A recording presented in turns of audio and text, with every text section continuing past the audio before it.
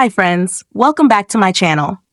Today in this video, I'm going to show you how to change the notifications display on Android. Please consider subscribing to my channel and liking this video. Let's get started, guys. Step 1. First, unlock your Nothing phone. Open the Settings application to find the Home Settings menu. Step 2. Now scroll down and locate the System option. It's typically located towards the bottom of the list. Tap on System to open the next set of options. This section controls a variety of settings on your device, including language preferences, system settings, and more. Step 3. Next, locate the Game Mode option. Tap on it. Step 4. Now locate the Notifications Display option. Tap on it. See the three options. The first option is default, the second option is minimal, or the third option is off. Step 5. For the last and most important step, select the Notifications Display option and change it instantly.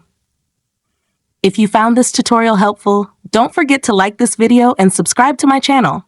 Thanks for watching.